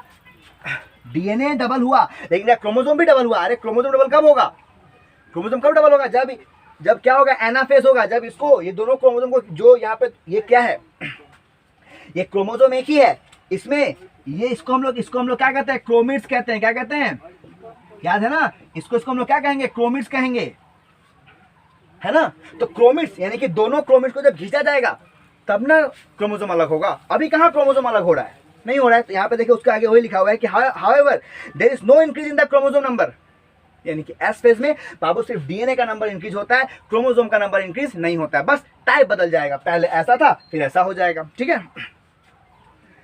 If the cell has diploid or 2n number of chromosome at G1 phase, G1 even after S phase the number of chromosome remain the same, which means 2n। अब देखिए अगर G1 फेज से पहले, अगर G1 phase में या फिर G1 phase से पहले, ठीक है, या फिर G1 फेज के बाद, अगर G1 फेज में क्रोमोसोम का संख्या अगर 2n है, तो एस फेज के बाद भी क्रोमोसोम का संख्या कितना होगा, 2n ही रह जाएगा, यानी कि 2n मतलब क्या, क्रोमोसोम का संख्या। तो अगर G1 फेज में अगर क्रोमोसोम का संख्या 2n है तो एस फेज के बाद भी क्या होगा, क्रोमोसोम का संख्या 2n ही रहेगा, मतलब क्रोमोसोम का संख्या में कोई बदलाव नहीं होगा, लेकिन डीएनए भैया बदल जाएगा। डीएनए 2C से 4C हो जाएगा, एक सेट के लिए C वैल्यू, दो सेट के लिए 2C वैल्यू, और दोनों सेट अपने आप को डुप्लीकेट कर लिया मतलब 4C हो जाएगा। वही तो लिखा हुआ है, देखिए क्या लिखा हुआ है, it is the initial amount of DNA is divided by 2C then it's increase to 4C, क्या होगा, 4C हो जाएगा, है ना। उसके बाद however there is no increase in the chromosome number if the cell has diploid or 2n number of chromosome at G1 even after S phase the number of chromosome remain the same, there is 2n, ठीक है। अब देखिए, in animal cell during the S phase DNA replication begin in the nucleus and the centriole duplication cell। अब देखिए बहुतों किताब में क्या लिखा हुआ है कि S phase में क्या होता है कि बस एक ही काम होता है, S phase में बस एक ही काम होता है कि डीएनए अपने आप को डुप्लीकेट करता है, लेकिन एक्चुअली में एस फेज में दो घटना घटता है। क्या बोले कि एस फेज में दो घटना घटता है, एक न्यूक्लियस के अंदर डीएनए अपने आप को डुप्लीकेट करते रहता है, और न्यूक्लियस के बाहर यानी कि साइटोप्लाज्म में सेंट्रियोल्स अपने आप को डुप्लीकेट करते रहता है। क्योंकि आपको बता दें हम कि एक सेल के अंदर जितना भी ऑर्गेनल्स बॉडी वो अपना डुप्लीकेट, मतलब वो क्या होगा, मतलब जैसे कि माइटोकॉन्ड्रिया को बनना है तो माइटोकॉन्ड्रिया ऐसे ही बन जाएगा, लेकिन अगर सेंट्रियोल्स को बनाया, सेंट्रियोल से फॉर्म करेगा, दूसरा उसको फॉर्म नहीं कर सकता है। मतलब प्रोटीन के पास क्षमता नहीं है कि सेंट्रियोल्स को बना दे, सेंट्रियोल्स हमेशा सेंट्रियोल से ही बनेगा। मतलब एस फेज में क्या दो काम होता है, क्या क्या याद रखिएगा, एस फेज में दो काम होता है। क्या काम होता है, पहला काम न्यूक्लियस में, मतलब कैरियो जो आपका न्यूक्लियस में, कैरियोजेनेसिस का वर्ड ऐसा नहीं किया है, तो न्यूक्लियस में क्या होता है, डीएनए अपने आप को डुप्लीकेट करता है, और न्यूक्लियस में देखिए एस फेज में क्या दो काम होगा, क्या होगा, न्यूक्लियस में डीएनए अपने आप को डुप्लीकेट करेगा, और साइटोप्लाज्म में क्या होगा, सेंट्रियोल्स अपने आप को डुप्लीकेट करेगा। मतलब ये दोनों काम, जैसे देखिए एस फेज में देखिए G1 फेज में पूरा का पूरा सेल एक्टिव होता है, नहीं कि G1 फेज में न्यूक्लियस के अंदर ज्यादा काम नहीं होते रहता है। एस फेज में न्यूक्लियस एक्टिव रहता है, साइटोप्लाज्म में अधिक काम नहीं होते रहता है, लेकिन एस फेज में, ठीक है, न्यूक्लियस एक्टिव है, न्यूक्लियस डीएनए को डुप्लीकेट कर रहा है, एट द सेम टाइम क्या होता है कि सेंट्रियोल्स भी अपना काम करते हैं, सेंट्रियोल्स भी अपने आप को डुप्लीकेट करते रहता है, क्योंकि उसको भी पता है कि हमको भी जानना है अगले सेल में, ठीक है। एनसीईआरटी थोड़ा आगे देखते हैं। S phase it is also called, देखिए इसको हम लोग सेंसिस फेज भी कहते हैं, क्योंकि इसमें निर्माण होता है, ठीक है। In this place the DNA duplicate is DNA content, यानी कि इस फेज में क्या होता है, तो सेल क्या करता है, अपना डीएनए कंटेंट्स को डुप्लीकेट करता है। The duplication of DNA is known as replication. This take place in S phase, यानी कि जो डीएनए का डुप्लीकेशन है, यानी कि जो डीएनए का डुप्लीकेशन होता है उसको हम रेप्लिकेशन कहते हैं, और ये कहाँ होता है, तो ये S phase में होता है, ठीक है। मोस्ट एक्टिव एंजाइम क्या होता है, डीएनए पॉलीमरेज। अब देखिए यहाँ से दो क्वेश्चन बोले थे ना आपको कि DNA polymerase is an enzyme, क्या बोले हम कि डीएनए पॉलीमराइज ऐसा एंजाइम है जो डीएनए को डुप्लीकेट करने में हेल्प करवाता है, और डीएनए वैसा एंजाइम है जो बनता है वो G1 फेज में है, लेकिन काम करता है एस फेज में। दो क्वेश्चन बना कि नहीं बना, मतलब क्वेश्चन यहाँ पहला क्वेश्चन ये हुआ कि in which phase DNA polymerase synthesise, यानी कि किस फेज में डीएनए पॉलीमरेज बनता है, किस फेज में, G1 फेज में, and in which phase DNA polymerase actively work, मतलब कौन से फेज में डीएनए पॉलीमरेज जो है वो एक्टिवली काम करता है, कौन से फेज में, तो एस फेज में, ठीक है। DNA replication the characteristic of S phase, देखिए अब डीएनए का रेप्लिकेशन तो वो क्या एस फेज का कैरेक्टरिस्टिक है, ठीक है। Histone protein are synthesised in S phase. अब देखिए सेल के डिवीजन के दौरान G1 phase, S phase, G2 phase, meiotic phase, उस फेज के दौरान सारा प्रोटीन का निर्माण लगभग होता है G1 फेज में। सारा प्रोटीन कहाँ बनता है, तो G1 फेज में। ऐसे दिखा दिया मतलब ये तो एस फेज है, हम ऐसे दिखाएं मतलब मेरा फीलिंग था G1 फेज वाला है, ठीक है ना। क्या था, सारा प्रोटीन कहाँ बनता है, G1 फेज में, लेकिन जो हिस्टोन प्रोटीन होते हैं जो कि क्रोमेटिन के संग, मतलब जो क्रोमेटिन के साथ होते हैं, वो बनते कहाँ पे है, एस फेज में। लेकिन हिस्टोन प्रोटीन वो भी तो एक प्रोटीन है, हम क्या बोले कि जितना प्रोटीन है एक सेल के अंदर, जितना प्रोटीन है वो सब बनता है G1 फेज में। G1 यस है, ठीक है ना, G1 फेज में। लेकिन एक हिस्टोन ऐसा प्रोटीन है जो कि कहाँ बनता है, एस फेज में। लेकिन अगर ऑप्शन में आपको ऐसा दे कि हिस्टोन प्रोटीन बनता है G1 ऐसा, S ऐसा, ठीक है ना, G2 और M, आप क्या किसको टिक मारिएगा? तो अगर ऑप्शन वाला क्वेश्चन आए तो इसको टिक मारना पड़ेगा, G1 और S। ओ ये G1 ऐसे लिख देते क्या, गड़बड़ हो गया था, ठीक है ना, G1 और S, ठीक है ना, मतलब G1 में भी कुछ बनता है और कुछ S नहीं बनता है, ठीक है। अब क्या है, once cell double is DNA content is must to divide to reduce is DNA contents to normal. अब देखिए, एक बार अगर सेल अपने डीएनए को डुप्लीकेट कर लिया, इसके बाद सेल के पास अब कोई चारा नहीं है, सेल को डिवाइड करना ही पड़ेगा। अगर सेल डिवाइड नहीं करेगा तो भैया वो खराब सेल हो जाएगा, बेकार हो जाएगा वो, ठीक है। अब देखिए, during the G2 phase protein are synthesised in a preparation of mitosis while cell growth continues. देखिए क्या बोला है कि अब हम लोग आ गए G2 फेज में। तो क्या देखिए, G2 फेज में क्या होता है कि in during G2 phase protein are protein बनते रहता है, ठीक है, इन प्रिपरेशन फॉर मिटोसिस, यानी कि जो मिटोसिस में जाएगा, मिटोसिस, फिर यहाँ पे एनसीईआरटी क्या लिखा, मिटोसिस क्यों लिखा, क्योंकि मियोटिक में अधिक समय क्या मिटोसिस होते रहता है, बस गोनाड्स में क्या होता है, मियोसिस होता है। आ रहा बात समझ में, ठीक है। तो क्या बोले हम, वाइल सेल ग्रोथ, आप देखिए क्या है, G1 फेज हो गया, S फेज हो गया, अब आया S2 फेज में। G1 फेज हो गया, S फेज हो गया, अब आया G2 फेज में। जब सेल पहुंचा G2 फेज के पास, तो अब सेल बैठ के ना रीचेक किया अपना सेल, मतलब अपने सेल को, कि भैया हम जा रहे हैं डिवीजन में, सब कुछ पर्याप्त मात्रा में है कि कुछ अरेंज भी करना है। तो पता चला कि भाई प्रोटीन भी कुछ अरेंज कर लो, कर लेते हैं, कुछ प्रोटीन खत्म हो गया, क्योंकि देखिए G1 फेज और S फेज दोनों ही, मतलब ये ठीक है, सिंपल समझिए कि G1 फेज और S1 फेज दोनों अपना पर्सनल काम किया, है ना। G2 में आया, तो अब G2 के बाद कहाँ जाना है, मियोटिक फेज में जाना है, मतलब मियोटिक फेज में जाना है, डिवाइड करने जाना है। तो अब सेल को डिवाइड करने जाना है, मतलब वो एनर्जी कंज्यूम करेगा, बहुत ज़्यादा एनर्जी कंज्यूम करेगा। अरे सिंपल सोचिए ना, आपको बताए हुए हैं कि जब पोल होता है, पोल के बीच में इक्वेटर होता है, इस इक्वेटर पे क्या होता है, जब क्रोमोसोम अरेंज होता है तो एक क्रोमोसोम को खींच के, एक क्रोमोसोम को इक्वेटर से पोल तक लेके जाने के लिए 30 एटीपी खर्च होता है। सोचिए कितना क्रोमोसोम है, कितना सारा सेल है। तो मतलब अब भाई मियोटिक का प्रोसेस होने, मतलब G2 को पता है कि भाई मेरे मतलब G2 के फेज के बाद क्या होना है, G2 के फेज के बाद क्या होना है, मियोटिक फेज होना है। तो पता है कि भैया मियोटिक फेज होना है, मतलब एनर्जी कंज्यूम करेगा, तो भैया प्रोटीन बना लो, कुछ एटीपी बना लो, और एक काम करो, सब कुछ तो बन गया लेकिन माइटोकॉन्ड्रिया क्लोरोप्लास्ट नहीं दिख रहा है, उसको ही बना लो। जीवन ने बताया था ना, जीवन ने बताया था कि माइटोकॉन्ड्रिया क्लोरोप्लास्ट नहीं बनता है, तो भाई माइटोकॉन्ड्रिया क्लोरोप्लास्ट नहीं दिख रहा, उसको ही बना लो, उसको ही बना लेता है, ठीक है। फुल तैयार, मतलब सब कुछ चेक वेक कर लिया, उसके बाद क्या हुआ, चला गया मियोटिक फेज में, ठीक है। तो G2 फेज को देखते हैं, ऑल्सो कॉल्ड पोस्ट डीएनए, इसको लोग पोस्ट डीएनए भी कहते हैं, प्री मियोटिक गैप फेज, ठीक है। इंटेंसिव सेलुलर, इसमें भी क्या होता है, इसमें भी तीव्र गति से क्या होता है, सेल्स के अंदर निर्माण चलते रहता है, क्योंकि क्या होता है, आगे का काम से प्रोटीन सब खत्म हो जाता है, तो लगातार प्रोटीन बनाता है, ये एटीपी को जनरेट करता है, एनर्जी को स्टोर करके रखता है ना। फिर G2 का और एक काम है, G2 का क्या है कि G2 को पता है कि भी आगे जब जाएगा मियोटिक फेज में तो कहेगा कि स्प्लिंडर फाइबर बनाओ। अब भाई स्प्लिंडर फाइबर बनाया तो उसको स्प्लिंडर फाइबर को पहले बना लो, और स्प्लिंडर फाइबर को बनाना है तो माइक्रोट्यूब्यूल्स को अरेंज कर लो, मतलब सब कुछ को अरेंज करके चलो मियोटिक फेज के बाद। ऐसा ना हो जैसे होता है ना, जैसे हम लोग कहीं भी अगर पिकनिक वगैरह जाते हैं तो क्या होता है, हम लोग सब कुछ पहले अरेंज कर लेते हैं कि भाई वहां जाके कुछ दिक्कत ना हो।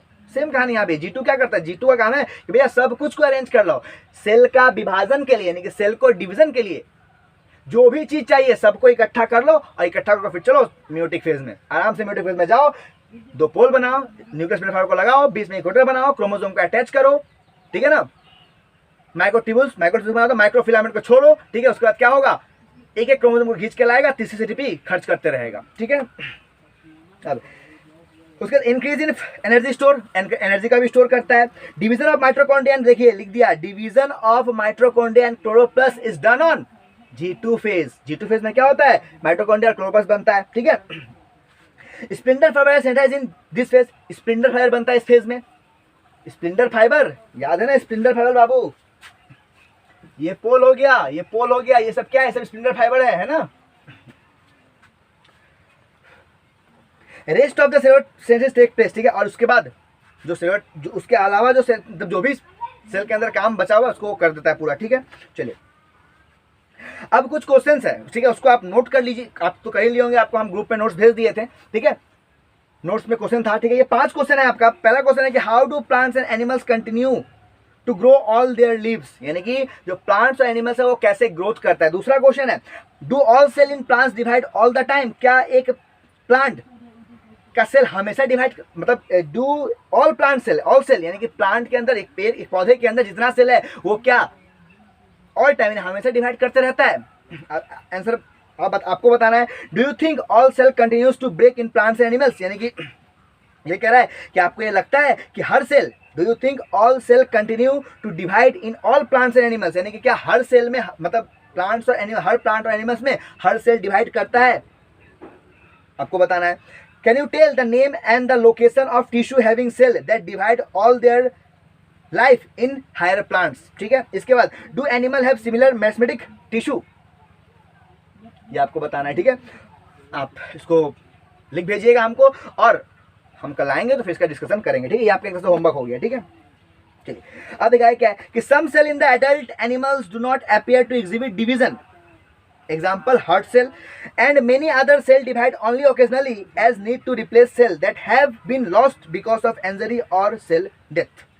देखिए यहां से बड़ा एक इंपॉर्टेंट लाइन आया सामने, क्या कह रहा है कि some cell of adult animal, यानी कि एडल्ट एनिमल से कि हम लोग का ऐसा कुछ सेल है जो कि क्या होता है कि एग्जिबिट डिवीजन, यानी कि डिवीजन को, वो डिवीजन, जो डिवीजन का जो घेरा है उस डिवीजन के घेरा से निकल जाता है बाहर, मतलब समझ लीजिए कि वो डिवाइड नहीं करता है। और वो डिवाइड कब करेगा, जब उसको इंडक्शन मिलेगा, मतलब इसे सिंपल समझिए, हम लोग का लीवर वो एक ऐसा सेल है जो कि रीजनेरेशन का क्षमता रखता है ना। आपको पता होगा कि हम लोग के बॉडी में क्या है, हेपेटल पोर्टल सिस्टम है, हेपेटिक पोर्टल सिस्टम है ना, जो कि जब इंस्टेंटाइन में सारा खाना जब एब्जॉर्ब होता है, सारा खाना पहले कहाँ पहुंचता है, लीवर के पास पहुंचता है। लीवर उसको डिटॉक्सिफाई करता है ना, लीवर क्या उसको डिटॉक्सिफाई करेगा, लीवर उसको डिटॉक्सिफाई करने के बाद फिर बॉडी के अलग अलग हिस्से में पहुंचवाता है।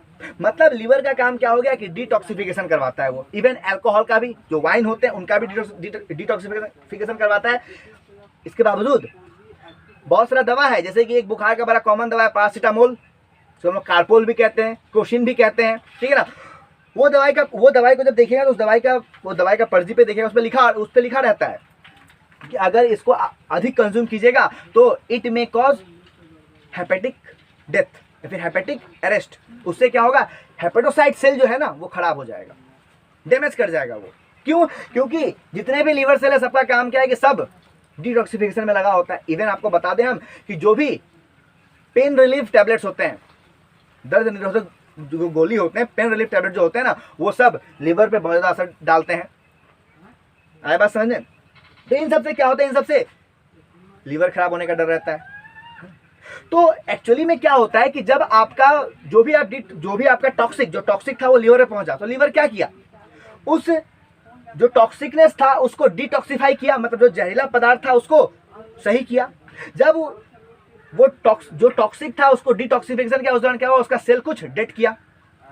जब उसका सेल डेड किया तो क्या हुआ, लीवर फिर उस सेल को रीजनरेट कर लिया। अभी देखिए ना, सिंपल समझिए, हम लोग एक जगह डिवाइड कर रहा है, नहीं कर रहा है, लेकिन अगर यहाँ पे कट जाए तो क्या होगा, कुछ दिन बाद सेल डिवाइड करना शुरू करेगा और जिसे कट गया है तो ये जगह भर जाएगा, मतलब हील हो जाएगा। तो एक्चुअली में क्या था, अभी डिवाइड नहीं कर रहा है, लेकिन जब इसको इंडक्शन मिलेगा तो क्या होगा, डिवाइड करना शुरू कर जाएगा, है कि नहीं। हम यही बोल रहे हैं कि कुछ सेल वैसे होते हैं जो कि डिवीजन के रास्ते से उतर जाते हैं कि हमको डिवीजन करना ही नहीं है। लेकिन एनिमल सेल में क्या होता है कि, या फिर किसी भी सेल में क्या होता है कि सेल अगर सेल साइकिल से बाहर निकल चुके हैं, मतलब सेल डिवीजन जो साइकिल है उससे बाहर निकल चुके हैं, लेकिन उसके बावजूद भी वो इंडक्शन के दौरान अगर उनको इंडक्शन मिले तो वो क्या हो सकते हैं, वो सेल साइकिल में फिर से आ सकते हैं। मतलब डिवाइड करने का जो उनका क्षमता है ना, उस क्षमता को फिर से रीजनरेट कर सकते हैं वो। जैसे कि आपका सबसे अच्छा एग्जांपल लीवर, या फिर लीवर क्या कहीं भी कट फट गया तो क्या हुआ, वहां पे सेल पहले देखिए, अभी देखिए अगर हाथ का सेल डिवाइड करते होता तो हाथ बहुत लंबा चौड़ा हो जाता, मतलब बहुत हेल्दी होता हाथ। लेकिन लगातार सेल डिवाइड नहीं कर रहा है, क्योंकि सेल का जो डिवाइडेशन है उसको रोक दिया गया, परमानेंट बना दिया गया है। लेकिन अगर कट जाए तो क्या हुआ, इंडक्शन मिलेगा तो क्या होगा, सेल डिवाइड करना शुरू करेगा। मतलब अगर हम इस पॉइंट का सेल की बात करें तो अभी ये डिवाइड नहीं कर रहा है, अभी ये क्या है, अभी ये डिवाइड नहीं कर रहा है, मतलब क्या, अभी ये सेल डिवाइड नहीं कर रहा है, मतलब क्या है कि सेल साइकिल से बाहर है, ये G0 फेज में है। लेकिन अगर यहाँ पे कट आ जाए तो क्या होगा, ये फिर आ जाएगा G1 फेज में, S फेज को फिर मतलब फिर सेल डिवीजन शुरू कर देगा। मतलब अभी डिवाइड नहीं करा लेकिन इसको इंडक्शन मिलेगा, मतलब अभी इसको हम कह सकते हैं ना अभी ये सस्पेंडेड फॉर्म में है। किस फॉर्म में, सस्पेंडेड फॉर्म में। अगर इसको इंडक्शन मिलेगा तो काम करेगा, और अगर जिंदगी भर इंडक्शन ना मिले तो जिंदगी भर काम नहीं करेगा, ऐसे ही जो परमानेंट बन के रहेगा। ठीक है, वही लिखा हुआ है, लिखा ना, as need to replace cell that have been lost because of injury और डेथ सेल, यानी कि यही लिखा है कि many other cell divide only occasionally. साफ साफ लिख दिया है कि ऐसा, देखिए एडल्ट में क्या है कि पहले तो ऐसा बहुत सारा सेल है जो कि डिवाइड करता ही नहीं है, एक बार हो गया खत्म। लेकिन बहुत सा सेल है जो कि ओकेजनली डिवाइड करता है, अगर उसको जरूरत पड़े तो डिवाइड करेगा, वो कब, जरूरत पड़ने पे, ऐसे नहीं, है ना। अब देखिए, this cell that do not divide furtherly exit G1 phase to enter an inactive stage called quiescent stage G0 of the cell cycle. अब देखिए, ये आ गया G0, ठीक है ना। और 2019 का NEET का सबसे विवादित क्वेश्चन क्या था आपको हम बताते हैं, सुनिए।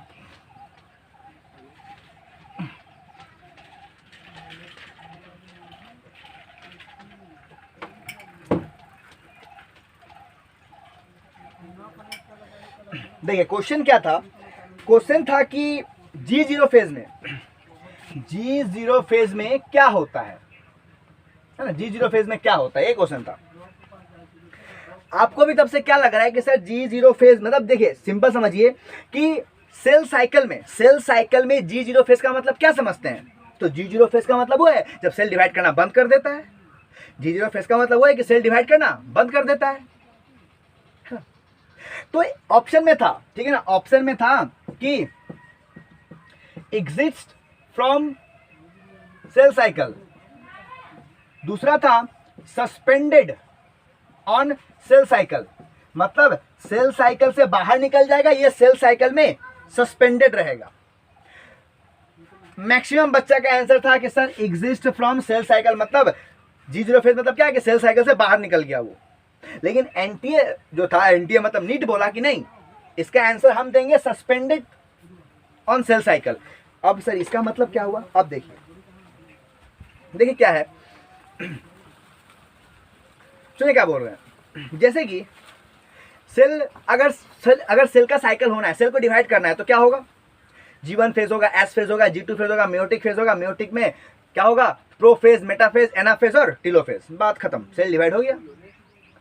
अब क्या है कि अगर सेल को डिवाइड नहीं होना है, तो क्या होगा, सेल बना, मेयोटिक फेज हुआ, सेल का ग्रोथ बढ़ना शुरू हुआ, सेल का ग्रोथ हुआ, मतलब G1 फेज चल रहा है, सेल का ग्रोथ हुआ, G1 फेज तो चलेगा, सेल का ग्रोथ होगा। लेकिन G1 के बाद क्या होगा, जैसे कि क्या, ऐसे देखिए, ऐसा है, ठीक है ना, ऐसा तीनों है, ठीक है ना। जैसे कि यहाँ मान लीजिए G1 फेज है, यहाँ पे S फेज है, यहाँ पे G2 फेज है।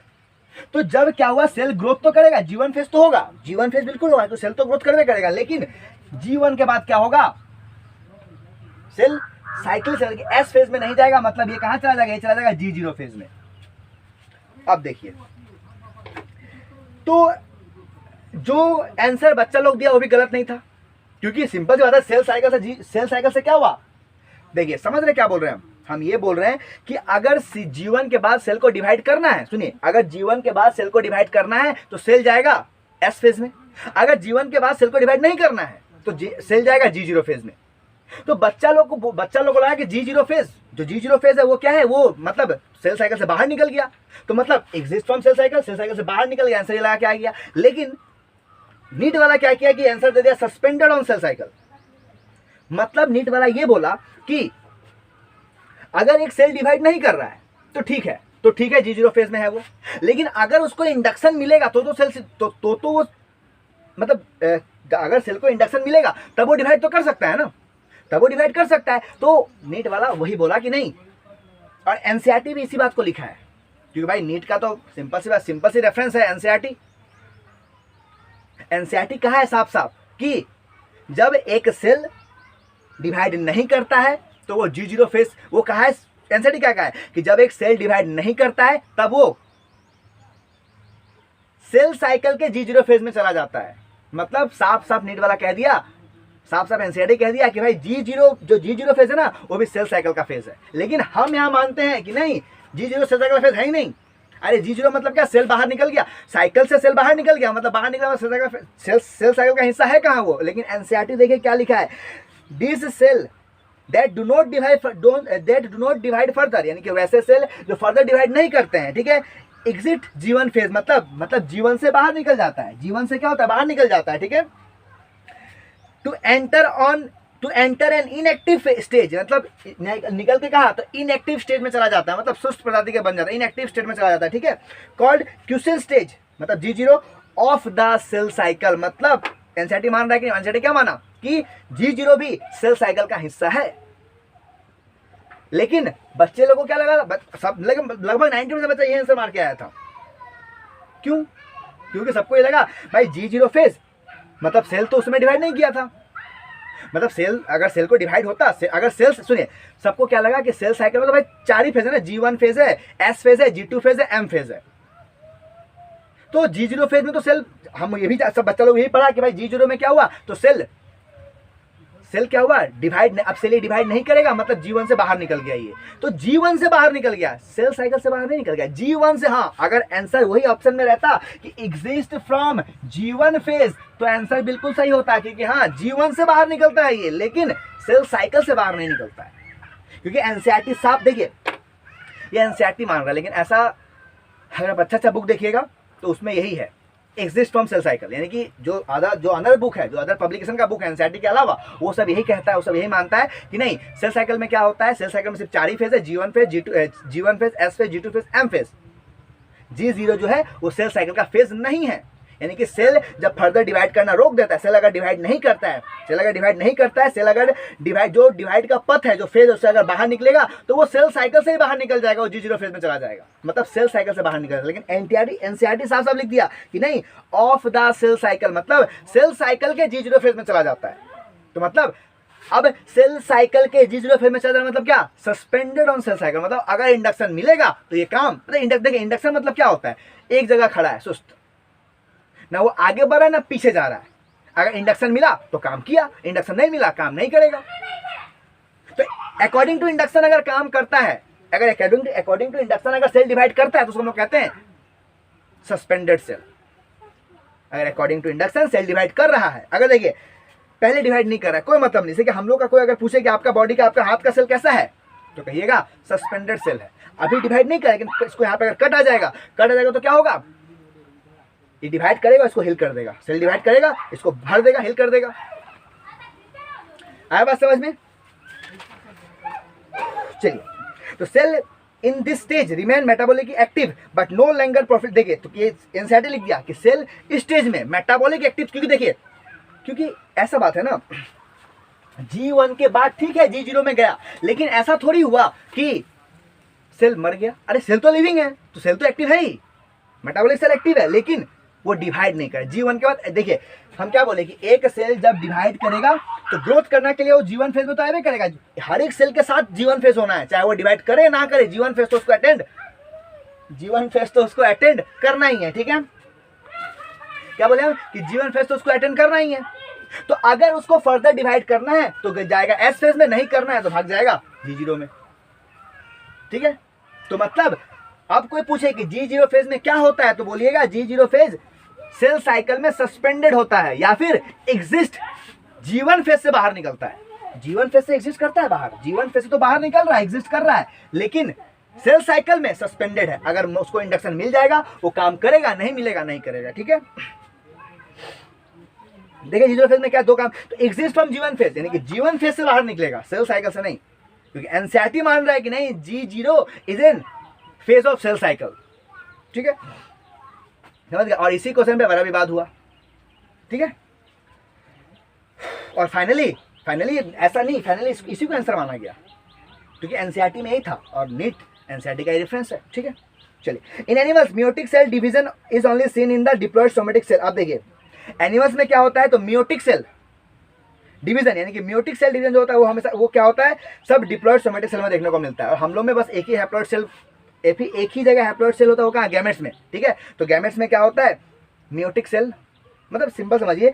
एनिमल्स में क्या होता है कि क्या लिखा, in animals meiotic cell division is only seen in the diploid somatic cell, यानी कि एनिमल्स में क्या होता है, तो मियोटिक सेल डिवीजन, यानी कि मियोटिक सेल डिवीजन समझ रहे हैं ना, G1 S सबको म्यूटिक सेल डिवीजन कहाँ देखने को मिलता है, डिप्लॉयड सोमेटिक सेल में, ठीक है। Against this the plant can show meiotic division. आप देखिए प्लांट में क्या होता है कि बोथ हैप्लॉइड और डिप्लॉइड, हम ये बोल रहे हैं कि plant can show meiotic division in both haploid and diploid. यानी प्लांट क्या होता है कि, अरे देखिए सिंपल समझिए कि against this the plant can show meiotic, यानी कि देखिए प्लांट में जो म्यूटिक डिवीजन होता है ना वो उसका हैप्लॉइड या डिप्लॉइड दोनों सेट में हो सकता है, लेकिन एनिमल्स में क्या होगा, हमेशा डिप्लॉइड सेट में क्या होगा, म्यूटिक डिवीजन होगा, ठीक है। अब एम फेज की बात करें तो it is the most dramatic period of the cell cycle involving a major recognition of fertility all components of cell. अब देखिए यहाँ पे क्या लिखा कि this is the most dramatic period. अब इसमें ड्रामा क्या है, तो एम फेज यानी कि म्यूटिक फेज वैसा फेज है जहां पे क्या होता है, जहां पे सब कुछ देखने को मिलता है। हाँ भाई, एक सेल से दूसरा सेल बन रहा है, एक न्यूक्लियस से दूसरा न्यूक्लियस बन रहा है, यानी ईच एंड एवरीथिंग हमको देखने को मिलता है, ठीक है। अब देखिए आते हैं molecular basis of cell cycle, हम इस पर कल ही बात आज दूसरा बात कर लेते हैं। देखिए molecular basis of cell cycle क्या होता है, event that control different step during mitosis and meiosis are genetically control. अब देखिए जो मिटोसिस या मियोसिस होता है, यानी कि मिटोसिस हो चाहे मिटोसिस, मतलब G1 फेज हो, S1 फेज हो, G1 फेज हो, S फेज हो, G2 फेज हो, M फेज हो, M फेज के अंदर मिटोसिस हो, मियोसिस हो, प्रोफेज हो, प्रोफेज हो, मेटाफेज हो, एनाफेज हो, टीलोफेज हो, चाहे कोई भी फेज हो, ठीक है ना, वो सब का सब जेनेटिकली कंट्रोल रहता है। सबको जितने भी पार्ट सब क्या होता है, सब कंट्रोल्ड होते हैं, ठीक है। They study eight molecular level, आप इसको क्या उसको मॉलिक्यूलर लेवल पे स्टडी कर सकते हैं।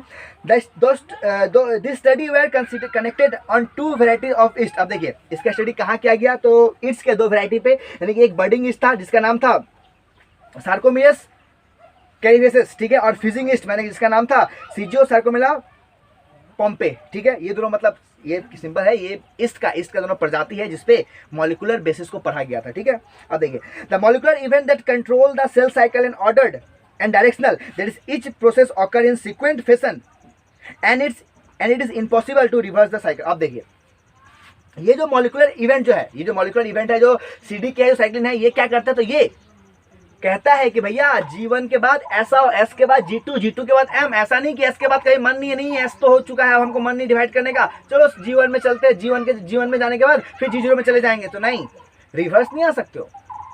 अगर नहीं करना है, अगर सेल डिवीजन नहीं करना है तो G1 के बाद ही भाग जाओ G0 में।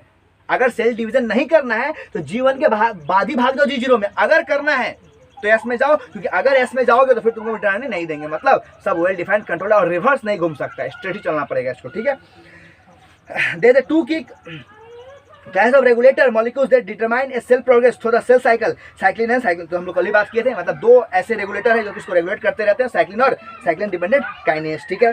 इन cell cycle means the yeast varieties were used to. देखिए अब इसके बाद जो टॉपिक है ना वो ये है कि जो ईस्ट पे पढ़ाई किया गया था, तो कैसे किया गया था पढ़ाई, ठीक है ना, ऐसा क्या किया गया था कि मतलब कैसे इसे स्टडी करने में क्या सक्षम हुआ। देखिए क्या लिखा हुआ है, the cell cycle mutation of yeast varieties Where we do discover the key regulator of the cell। अब क्या हुआ कि ईस्ट का जो सेल है उसमें म्यूटेशन कर दिया गया। देखिए म्यूटेशन मतलब क्या होता है, जैसे कि म्यूटेशन मतलब क्या होता है कि जो प्रोटीन है, जो जीन है उसको खराब कर दिया गया, ठीक है। देखिए mutant gene of fission east CDE gene, यानी कि जो ईस्ट वाले फिजन था, जो ईस्ट वाले फिजन था उसका जीन को खराब किया गया, उसके लिए CDC जीन। देखिए सिंपल समझिए कि जो फिजन वाला ईस्ट था, ठीक है, उसके बॉडी में CDC जीन था, उसको खराब कर दिया गया, ठीक है। इसके बाद जो बर्डिंग ईस्ट था उसमें भी CDC को जीन को खराब किया गया, ठीक है। अब देखिए if this cell cycle mutants the cell cycle was arrested at a specific point, this point were called the check point. अब देखिए क्या है, सुनिए तो देखिए क्या बोल रहे हैं, बहुत ज़्यादा कुछ टफ नहीं है, कोई बहुत भयंकर बात नहीं बोल दी है। देखिए क्या बोल रहे हैं, हम बोल ये रहे हैं कि देखिए G1 फेज है, उसके बाद S फेज, उसके बाद G2 फेज, उसके बाद M फेज, ऐसा चलता है। अब देखिए क्या हुआ, ये सब क्या किया, ये साइंटिस्ट लोग क्या किया, साइंटिस्ट से याद आया वो तीनों साइंटिस्ट का नाम, ठीक है ना, लिख के हमको भेजिएगा, जो कि CD के और साइकिल को खोजे थे, ठीक है। देखिए क्या होता है, ये G1 है। अब देखिए G1 के बाद ये S में जाएगा, तो जब देखिए G1 के बाद जो S में जाएगा तो G1 से लेके G1, अभी देखिए G1 फेज में है, G1 फेज से इसको S में जाना है, तो जब ये G1 से S में जाएगा तो उसके लिए कोई स्पेशल प्रोटीन काम करेगा जो कि उसको S में लेके जाएगा, है ना। तो मतलब जो यहाँ पे सिंपल समझिए कि जो यहाँ पे गेट था, जो यहाँ पे लाने वाला गेट था ना, उसी गेट को क्या क्या खराब कर दिया गया। मतलब उसी गेट को क्या खराब, मतलब वहां का जो जिन था ना उसी को खराब कर दिया गया। अब क्या हुआ, जीवन इसमें नहीं आ पाएगा।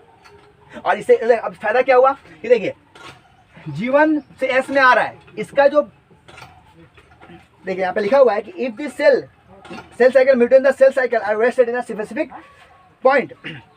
मतलब क्या हुआ कि देखिए जीवन से इसको एस में जाना है, और इस जीवन से एस में जाने का जो रास्ता है वहां पे एक तरह का स्पेशल प्रोटीन है, ठीक है, जो कि जीवन को एस में भेजता है। अब क्या है कि अगर इस प्रोटीन को तुम खराब कर दो तो क्या होगा, जीवन से एस में नहीं जाएगा, और जीवन से एस में नहीं जाएगा, और साथ साथ ये भी पता चल जाएगा, सुनिए, साथ साथ ये पता चल जाएगा कि भाई ऐसा कौन सा केमिकल था जो कि इसको यहां से यहां तक लेके जा रहा था, ठीक है। तो ऐसे करके, और जहां जहां इसको खराब किया गया उसको हम लोग चेक पॉइंट कह दिए, कि जहां से हम लोग चेक कर पाए कि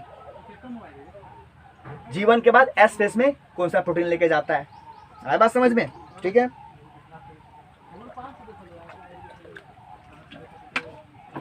ठीक है, फिर आगे बढ़ते हैं। अब दो चेक पॉइंट होता है, एक होता है G1 और S के बीच, यानी कि G1 और S के बीच में एक चेक पॉइंट है, और एक है G2 और M के बीच, में एक चेक पॉइंट है। मतलब यहाँ कोई चेक पॉइंट नहीं है, ठीक है। दो चेक पॉइंट होता है, एक G1 और S के बीच में, यानी कि यहाँ पे एक चेक पॉइंट है, ठीक है ना, और यहाँ पे एक चेक पॉइंट है, ठीक है। इसी दोनों का क्या हुआ, इसी दोनों जगह पे यहाँ का जिन को खराब कर दिया गया और पता कर लिया गया कि भाई यहाँ पे किस तरह का केमिकल काम कर रहा है, ठीक है। The machinery of cell cycle. अब देखिए इसका जो मशीनरी है उसको हम लोग और कहाँ देखें, मतलब ऐसा नहीं कि सिर्फ ईस्ट में देखा गया, और भी कहीं तो हमको ये एस्परगिलस में देखने को मिला, फ्रॉग में देखने को मिला, डॉर्फिसिया में देखने को मिला, और मैमल्स में, मतलब इस सब प्रजाति में भी इसका खोज हुआ, ठीक है। Within the cell there are device which ensure that the cell is not driving into a division before DNA synthesis is completed। अब देखिए क्या कह रहे हैं कि विद इन द सेल के अंदर क्या है, तो देयर आर डिवाइस, वहां पे उसके अंदर क्या डिवाइस लगा हुआ है जो कि सब कुछ चेक करते रहता है, कि भाई चेक ये करता है कि जीवन फेज में हो, एस में जा रहे हो, भाई एस में जा रहे हो तो जीवन का सारा काम कर लिए हो, अगर जीवन का सारा काम कर लिए हो तभी एस में जाओ, अगर नहीं किए हो तो पहले काम को करो फिर जाना, तो सब कुछ चेक करते रहता है, ठीक है। Also control that the anaphase does not begin before the proper alignment of the chromosome, यानी कि और ये भी देखते रहता है कि भाई जब तक पूरा क्रोमोसोम ना बन जाए, अरेंज ना हो जाए, तो उससे पहले एनाफेज वाला काम करना शुरू ना कर दे, मतलब खींचना शुरू ना कर दे, ठीक है। So we can say that in cell there is a control system. Cell के अंदर क्या कंट्रोल सिस्टम है, ठीक है। In this control system brakes and feedback signal can operate. अब देखिए क्या होता है, तो कंट्रोल सिस्टम में क्या है, तो ब्रेक और फीडबैक सिस्टम भी है। ब्रेक मतलब क्या है कि जीवन से एस में जाएगा, उससे पहले उसको रोक देगा कि पहले भाई जीवन का सारा काम करो तब एस में जाना, ब्रेक लग गया, ठीक है। और जब इसका काम सब हो गया तो पहले फीडबैक ले लिया, पहले चेक कर लिया उसको कि सब कुछ कर लिया है, हाँ सब कुछ कर लिया, चलो अब चले जाओ इसमें, ठीक है। Brake can stop the cell cycle at check point. Brake क्या कर सकता है, तो चेक पॉइंट पर सेल साइकिल को रोक देगा, ठीक है। Feedback signal can delay the event of cell cycle. और फीडबैक क्या करेगा, तो डिले, इसको देरी करेगा, रोक देगा, इसको कहेगा पहले इसको पूरा कर लो फिर जाना इसमें। अगर जीवन में अगर सारा काम कर लियो तो जाओ इसमें, अगर नहीं किए हो तो पहले काम कर लो फिर जाना इसमें, ठीक है। इसी को कहते हैं फीडबैक एंड ब्रेक सिस्टम, ठीक है। अब CDK cyclin complex perform a common biochemical relation called phosphorylation that activate और inactivate for target protein to. देखिए जो CDK और साइक्लिन ये दोनों का सारा काम करता है ना, ये दोनों का सारा काम करता है कि हाँ भाई कब तुमको सेल एस फेज में जाना है, अब तुम्हारा समय हो गया इसमें जाने का, चले जाओ, अब नहीं हुआ तो नहीं जाओ, सारा कुछ कंट्रोल कर रखता है, ठीक है। Cyclin dependent kinase. आज देखिए अब क्या है कि साइक्लिन डिपेंडेंट काइनेस जो है वो 7 तरह के होते हैं, ठीक है ना, CDK 1 से लेकर CDK 7, ठीक है। अब सर ये सब क्यों बता रहे सर, पागल हो गए हैं आप, ठीक है। देखिए जरूरी है इसलिए बता रहे हैं, ठीक है। क्या बोल रहे हैं कि cyclin dependent kinase CDK are 7 type, यानी कि साइक्लिन डिपेंडेंट काइनेस क्या है, तो 7 तरह का है, CDK 1 से लेकर CDK 7 तक, जरूरी है, ठीक है ना। ईस्ट में CDK 1 बहुत इंपॉर्टेंट होता है। इस मेजॉरिटी ऑफ एनिमल में क्या है, तो CDK 1 और CDK 2 बहुत इंपॉर्टेंट है। अगर हम मैमल्स की बात करें तो CDK 1, CDK 2, CDK 3 और CDK 4 बहुत इंपॉर्टेंट है। अब क्या है, cyclins are of 3 type. Cyclins 3 तरह का होता है। एक होता है मियोटिक साइकिल, अभी हम लोग किसका बात करें, CDK का बात करें, CDK 7 तरह का होता है, CDK1 CDK2 ऐसे। और जो साइक्लिन दोनों अलग है ना, दोनों अलग। तो साइक्लिन 3 तरह का होता है, म्यूटिक साइक्लिन, एस साइक्लिन और G1 साइक्लिन। तो म्यूटिक साइक्लिन है वो हमको M फेज में देखने को मिलता है यहाँ पे, ठीक है। एस साइक्लिन जो है हमको एस फेज में देखने को मिलेगा, और जो G1 साइक्लिन है वो हमको G1 फेज में देखने को मिलेगा, ठीक है। अब देखिए the S phase is induced by CDK। अब देखिए अब एस फेज, एस सुनिए, एस फेज में एस साइक्लिन है, उसको इंड्यूस कौन करेगा? तो देखिए एस फेज में जो है ना, एस फेज को इंड्यूस करता है जैसे कि by CDK2 and S phase cyclin. अब देखिए एस फेज, जो एस फेज है ना, एस फेज जो है उसको इंड्यूस करता है CDK2 और एस फेज साइक्लिन, यानी कि CDK2 और एस फेज साइक्लिन दोनों मिलकर क्या होता है, इसको इनहिबिट करता है, सॉरी इनको मतलब इसको एप्रिसिएट करता है कि आगे फेज में जाओ या फिर काम करो, ठीक है। तो एम फेज इंड्यूस, जो एम फेज है वो CDK1 और म्यूटिक साइक्लिन से होता है, ठीक है। चलिए द CDK25 जीन स्टिमुलेट, देखिए the entry of cell into mitosis. देखिए जो CDC25 जीन, सुन लीजिए बस इस सब बात को ध्यान रखिएगा, जो CDC25 जीन जो है वो क्या करता है, सेल को मिटोसिस में होने से, मिटोसिस में एंटर होने को, मतलब उसको, मतलब देखिए G2 पूरा कंप्लीट हो गया, G2 के बाद कहाँ जाएगा, मिटोसिस में जाएगा ना, मतलब मिटोटिक फेज में या मिटोसिस में जाएगा ना। तो उस समय क्या होता है कि CDC25 जीन जो है वो काम करता है, मतलब प्रोटीन काम करता है, ठीक है। और द V1 जीन, V1 नाम ही इसका, V1 जीन ये क्या करता है, तो सेल को मिटोसिस में जाने से रोकता है कि नहीं अभी पहले आएगा काम सब कर लो, अभी मन नहीं जाना है तुमको उधर। जैसे होता है ना घर में, पापा अगर किसी कहीं पे भेजने को तैयार तो मम्मी रोक दी, तो एक हो गया क्या, एक हो गया स्टिमुलेटिंग, एक हो गया इनहिबिटिंग। तो एक हो गया एक स्टिमुलेट करके यहाँ चले जाओ, एक इनहिबिट करके नहीं जाओ। तो क्या हुआ कि जो CDC25 है वो स्टिमुलेट करता है कि जाओ सेल, जाओ मिटोसिस में, और जो V1 जीन है वो इनहिबिट करता है कि नहीं तुम नहीं जाओ, ठीक है। अब देखिए the P53 gene is popular known as tumour suppressing gene. अब देखिए ये P53 क्या है, ये कैंसर की बात हम बता रहे हैं। देखिए the P53 gene is popular known as tumour. देखिए जो P53 जीन है वो क्या करता है, तो ट्यूमर को सप्रेस करता है। मतलब आपको बता दें हम कि हम लोग के बॉडी में कहीं हर रोज क्या होता है ना, कम से कम लाखों कैंसर सेल बनता है, ठीक है। और वो लाखों कैंसर सेल को ना P53 जीन जो है ना, P53 में जो प्रोटीन है ना, वो खोज के उसको खत्म करते रहता है। मतलब देखिए होता क्या है कि सपोज कीजिए, सिंपल ये समझिए कि जो P53 जीन है ना, वो हम लोग का बॉडी का एक तरह का, और यहाँ पे लिखा ही होगा, बॉडी का एक तरह का हम लोग का ये क्या है, वॉचमैन है। पूरा बॉडी का हर एक सेल को देखते रहता है, सब सेल को देखते रहता है कि भाई कहीं DNA अधिक तो नहीं बन गया है, मतलब कोई फॉल्टेड सेल तो नहीं बन गया है, मतलब कोई खराब सेल तो नहीं बन गया है, या फिर कोई खराब सेल बन तो नहीं रहा है। और अगर खराब सेल बन रहा है तो उसको क्या करो, रोक दो। मतलब उसको एपोप्टोसिस, याद है, मरने के लिए उसको स्टिमुलेट कर देगा, तुम मर जाओ। सिंपल ये समझिए कि जो भी खराब सेल, अब सब सिंपल समझिए कि कैंसर सेल क्या है, खराब सेल है। तो कैंसर सेल क्या है, वो लगातार डिवाइड करते था, रुकने का नाम नहीं लेता है, उसके अंदर कोई CDK और साइक्लिन का कोई असर नहीं पड़ता है ना, वो लगातार डिवाइड कर रहा है। अब क्या हुआ, जब वो लगातार डिवाइड कर रहा है, ठीक है, तो अगर वैसा ही सेल बॉडी में आ गया, वैसा सेल बॉडी में अगर बन गया, तो होता क्या है कि वैसा सेल अगर क्या हो गया बॉडी में बन गया, तो क्या होता है कि सबसे पहले क्या होता है कि जो P53 है वो क्या होगा, पूरा सेल को चेक करेगा, पूरा सेल को देख रहा है, और उसको नजर पड़ा कि हाँ भाई ये सेल खराब हो गया, ये फॉल्टेड सेल बन गया है। मतलब सारा सेल को देखने के बाद लगा कि हाँ यहाँ वाला एक सेल है जो कि फॉल्ट हो गया, मतलब फॉल्टेड सेल है, उस सेल को खत्म कर दो। मतलब समझ लीजिए कि हम लोग के बॉडी में हर रोज कम से कम लाखों सेल कैंसर सेल बनता है, और उस लाखों सेल को, ठीक है ना, P53 प्रोटीन जो है ना, वो घूम घूम के खत्म करते रहता है कि तुम, और मतलब खत्म क्या करता है, वो एप्रिसिएट करता है। हम कहते हैं ना कि न्यूक्लियस अपना मरने का डिसाइड खुद कर लेता है, याद है, एपोप्टोसिस, वो ये काम करवाता है, ठीक है। देखिए यहाँ पे लिखा हुआ है it produce P53 protein, this protein is known as watchman of genome. इसको हम लोग वॉचमैन ऑफ जीनोम कहते हैं, ठीक है। It response to damage DNA and abnormal, यानी कि ऐसा कोई मतलब एबनॉर्मल DNA वाला सेल बन गया है, कोई एबनॉर्मल सेल बन गया, कोई फॉल्टेड सेल बन गया, उसको खत्म करवाता है, ठीक है। And is arrest the cell cycle in case of any fault in DNA, यानी कि DNA में कोई भी फॉल्ट आ गया है, मतलब सेल में कोई भी फॉल्ट आ गया है, तो उसको अरेस्ट कर देता है, उसको रोक देता है, रोक के अप्रिशिएट करता है कि भाई सेल तुम मर जाओ, ठीक है। मतलब ये इनहिबिट कैंसरोजेनेसिस करवाता है, मतलब कैंसर को ये रोकता है, क्योंकि अगर सेल फॉल्टेड है, लगातार डिवाइड कर रहा है, सेल गड़बड़ हो गया है, तो भाई कैंसर बन जाएगा वो, ठीक है ना।